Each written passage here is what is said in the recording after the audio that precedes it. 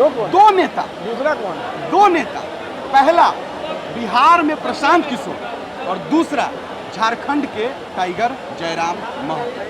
मतलब क्योंकि दोनों के दोनों बागी कहे जाते हैं। अब टाइगर जयराम महतो, मैंने अब टाइगर जयराम महतो का नाम इसलिए लिया क्योंकि मेरा जो चैनल है मिस्टर बिट्टू सिंह जो चैनल है, उस पर मैं टाइगर जयराम महतो जी वहाँ झारखंड की न्यूज़ को मैं कवर करता हूँ।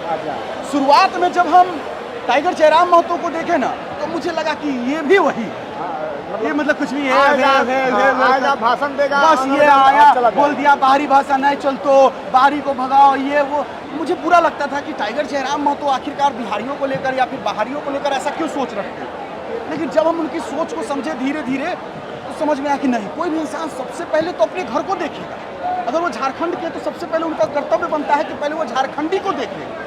अगर बिहार के प्रशांत किशोर जी है, तो प्रशांत किशोर जी का ये फर्ज है, दायित्व है, कर्तव्य है कि सबसे पहले वो बिहारी को देखें।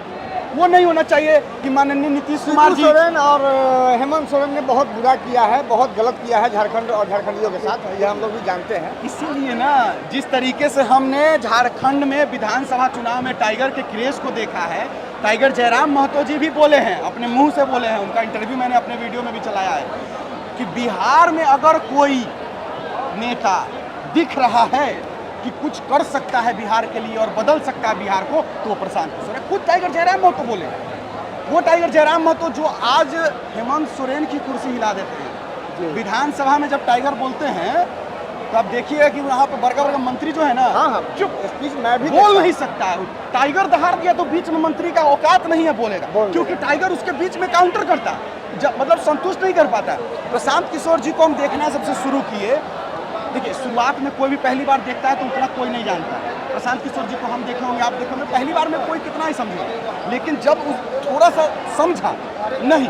मैंने जब देखा कल प्रशांत किशोर जी का एक इंटरव्यू, जिसमें प्रशांत किशोर जी से पत्रकार महोदय सवाल कर रहे थे कि कांसी राम जी कहते हैं कि कोई भी नेता पहला चुनाव लड़ता है हारने के लिए, दूसरा लड़ता है हराने के लिए, और तीसरा लड़ता है जीतने के लिए। तो हम भी सोचे कि इस पर प्रशांत किशोर जी जवाब क्या देते हैं, क्योंकि कांसी राम एक बहुत बड़े राजनीतिज्ञ है, मतलब बहुत प्रखर व्यक्ति है। अब प्रशांत किशोर जी उनका बात कैसे काट सकते हैं।